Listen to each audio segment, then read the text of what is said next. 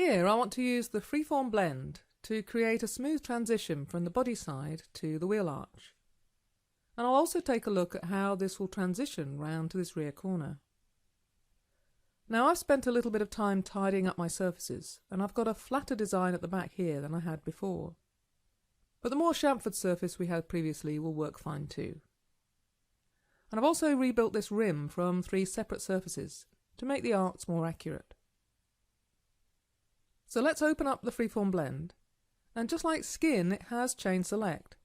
So I can pick all of those to join all of those, and say build. And initially I get the same as I did with the skin. But now I want to blend this edge in, so I can choose G2 curvature on that side.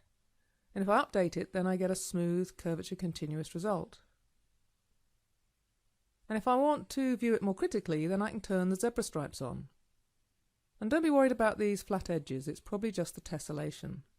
So switch to accurate and tighten up the tolerance.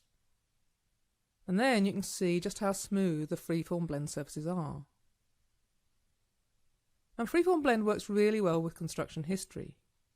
So if I want to explore the character of this wheel arch blend, then I can move the rim out and have some really extreme wheel arches. Or go further in and have something much more subtle. And that's gone a bit too far. But one thing you need to be careful of is that continuity isn't guaranteed between the surface patches, so you need to check it.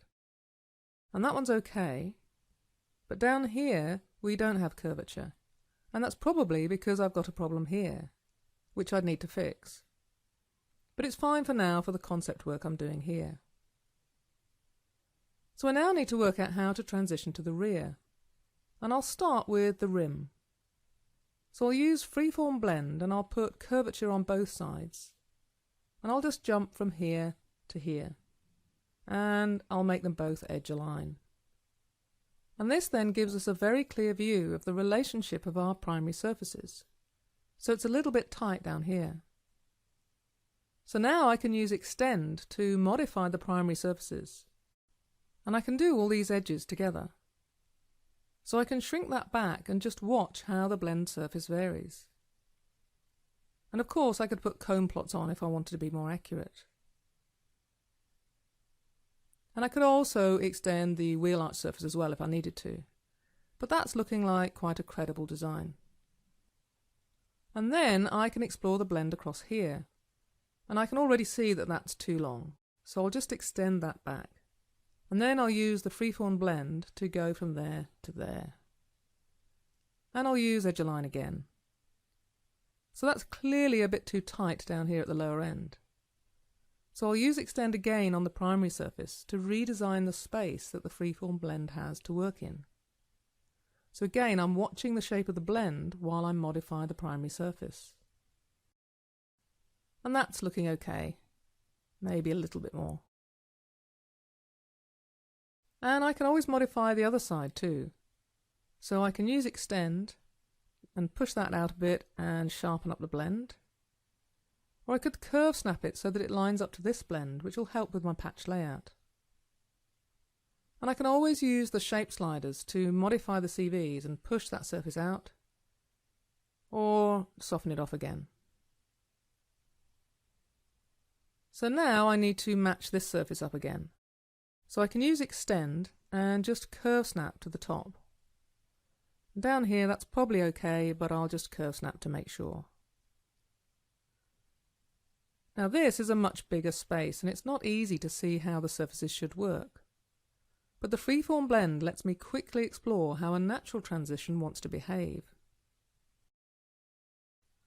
So if I see how that looks, it's actually not a bad solution. And obviously different designs will require different transitions. So finally, to tidy this up, I have a nice flow of surfaces here between the wheel arch and the corner blend, and I don't want to distort that to meet this edge. So instead I'll project and trim, and I'll go in the Y direction and take this surface and say go, and then this edge and project. And then I can trim the surface. So clearly these surfaces aren't exactly touching, so I've got more work to do in the next tutorial. But I've used the freeform blend to try and understand the natural flow of the surfaces and to work out some quite difficult patch layout. Now, that all went suspiciously smoothly. And in fact, I did spend a day or so exploring and refining my surfaces to match Mike's final design. So if it takes you a lot more time to get your surfaces working, then that's normal, and it's all part of the design process. So don't be afraid to rethink, rebuild, and most of all, experiment.